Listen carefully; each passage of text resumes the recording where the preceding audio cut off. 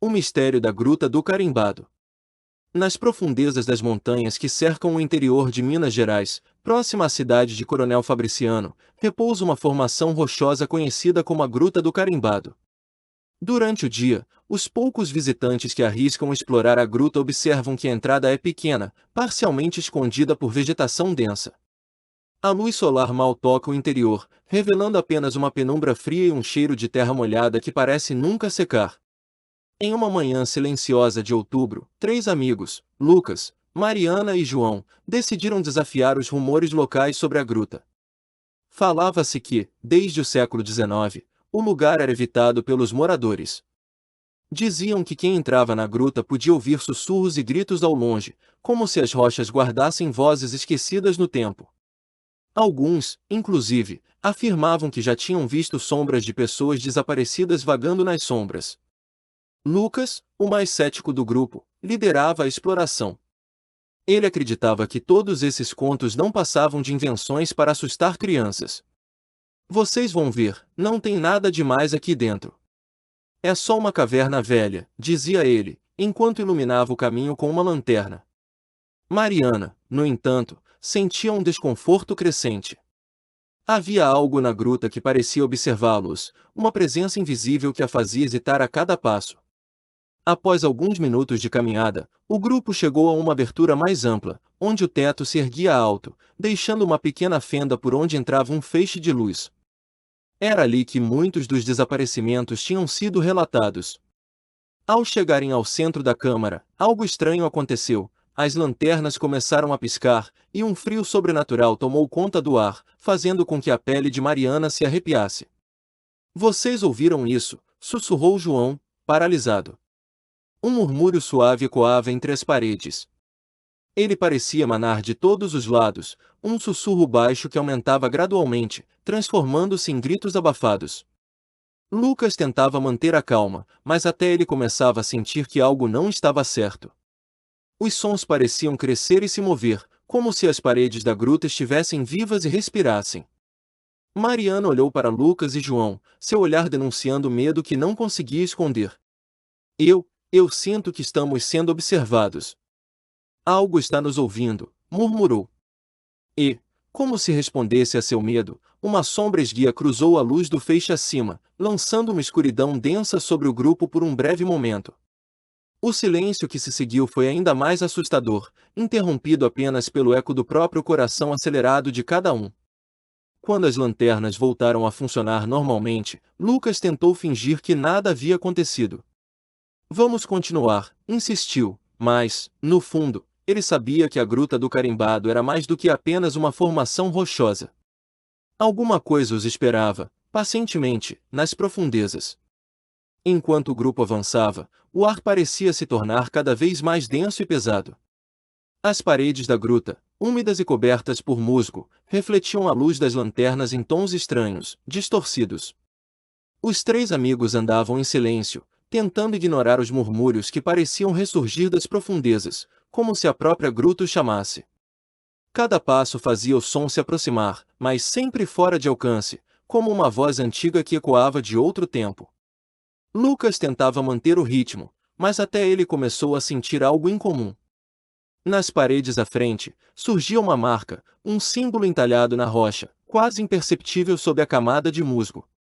Era uma espécie de espiral, que se repetia várias vezes, terminando em uma figura que lembrava um olho. Lucas hesitou e apontou para o símbolo com a lanterna. Olhem isso, já viram algo assim antes? Mariana e João observaram o símbolo com fascínio e receio. João, que havia ouvido histórias de sua avó sobre o local, lembrou-se de um antigo boato sobre o carimbado. Diziam que a gruta era marcada por símbolos que conduziam os desavisados a se perderem em um labirinto sem fim. Esse símbolo, minha avó falava sobre ele. Ela dizia que era uma marca deixada para identificar quem entra e não sai, sussurrou João, sua voz trêmula. De repente, o símbolo pareceu brilhar, como se absorvesse a luz das lanternas, e um eco mais forte percorreu a gruta. As lanternas de Mariana e João apagaram, deixando apenas o feixe de luz de Lucas.